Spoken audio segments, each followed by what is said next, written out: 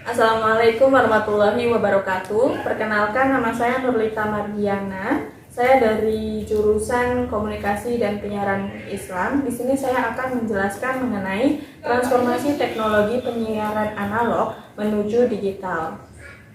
Nah, di sini kita punya slogannya, yaitu matikan siaran analog, era TV digital di depan mata. Perkembangan digitalisasi yang semakin pesat membuat Indonesia harus melakukan penyesuaian di berbagai sektor, termasuk di sektor penyiaran televisi. Dahulu kita hanya bisa menikmati siaran analog, namun sekarang kita bisa menikmati siaran televisi melalui digital. Dan sekarang pemerintah pun tengah sibuk mengabut program analog switch off, yaitu program untuk mematikan seluruh siaran televisi analog di Indonesia. Lalu, seberapa penting sebetulnya perpindahan TV analog ke TV digital? Lalu, bagaimana progres, kendala, serta rencana ke depannya kita akan bahas bersama. Ada beberapa alasan mengapa TV analog ke digital menjadi sangat urgent. Pada poin pertama, Indonesia ternyata sudah jauh tertinggal dalam digitalisasi televisi secara global. Jadi sebenarnya sudah banyak negara yang telah bermigrasi ke TV digital sejak lama. Contohnya pada negara-negara Eropa yang telah bermigrasi hampir 1 dekade lamanya. Lalu disusul dengan negara Asia seperti Jepang yang sudah bermigrasi sejak 2011. Disusul dengan tetangganya yaitu Korea Selatan pada tahun 2012. Negara-negara tetangga kita pun seperti Malaysia, Singapura telah menyelesaikan migrasinya pada tahun 2019. Padahal siaran televisi digital ini banyak sekali keunggulannya loh dibanding dengan TV analog. Tapi sayang kita belum migrasi sepenuhnya.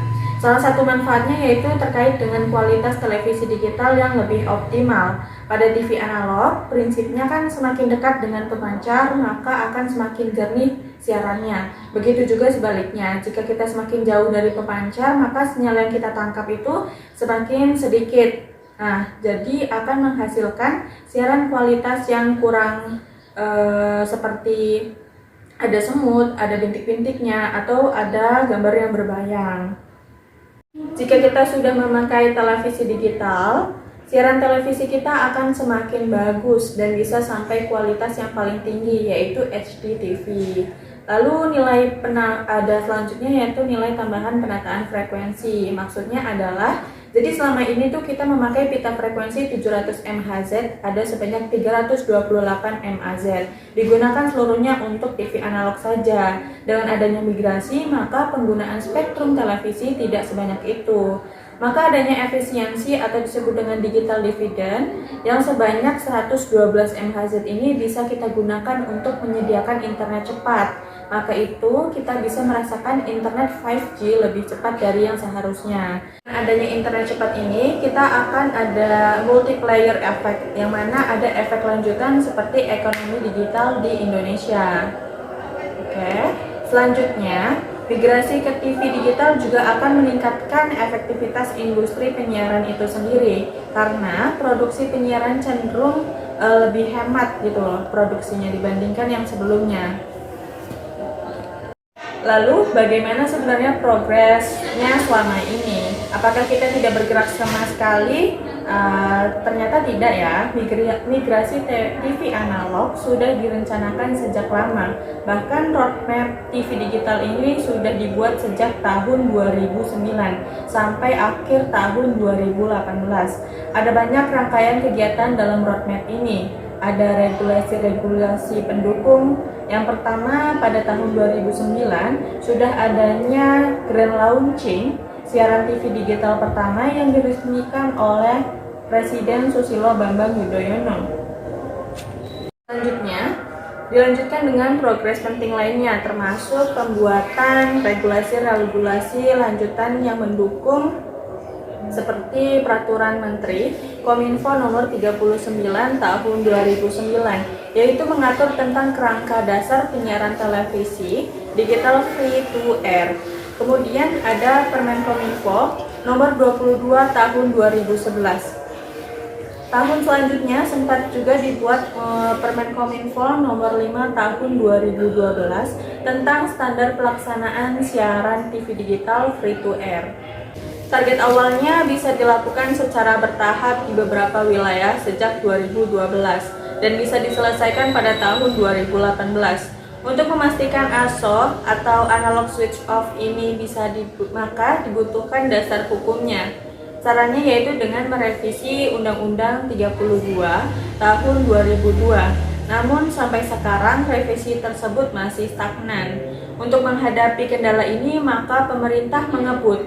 Nah, caranya itu dengan apa? Dengan diaturnya dalam UU Cipta Kerja yang sempat kontroversial di tahun 2 tahun yang lalu. Nah, ada poin plus dalam UU Cipta Kerja sebenarnya, yaitu menurut Kementerian Komunikasi dan Informatika ada 3 fundamental, yaitu UU Cipta Kerja. Yang pertama, menembus kebutuhan atau kebuntuan regulasi di bidang penyiaran, yaitu menjadikannya dasar hukum penyiaran TV digital, sehingga kita bisa mengejar ketertinggalan kita dari negara-negara lain yang sudah pindah ke TV digital sejak lama. Nah, yang kedua, target migrasi TV digital dan ASO maksimal 2022 yang sudah tertulis dalam Undang-Undang Cipta Kerja. Yang ketiga, mendukung transformasi digital dan mencegah inefisiensi sumber daya terbatas.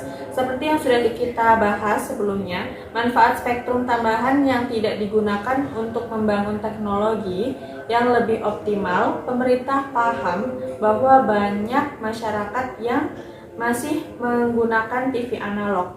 Untuk itu, pemerintah memberikan solusi, yaitu dengan memfasilitasi dengan sebuah alat bernama set-top box. Nah, alat ini itu digunakan untuk menangkap siaran dari antena, lalu disambungkan dengan TV analog. Nah, akan menjadikan TV analog itu menjadi TV digital. Nah, set-top box ini rencananya akan diberikan sejumlah 6,7 juta untuk rumah tangga yang tidak mampu. Bisa dipercepat ya, walaupun adanya pandemi COVID-19, tapi upaya-upaya untuk migrasi dari TV analog ke TV digital ini kita bisa realisasikan betul-betul maksimal pada tahun 2022. Nantinya sistem pengawasan penyiaran di era siaran TV digital dapat memanfaatkan partisipasi publik maksud saya. Nah, potensi keragaman tersebut harus diikuti dengan peningkatan kemampuan literasi masyarakat. Lalu terkait dengan pengawasan terhadap kinerja dan mekanisme perpindahan ke televisi digital, KPI akan menggunakan Artificial Intelligence atau yang disebut dengan AI. Nah, dan yang paling penting adalah keterlibatan aktif masyarakat untuk memantau dan melaporkan jika ada tayangan-tayangan yang memiliki potensi pelanggaran.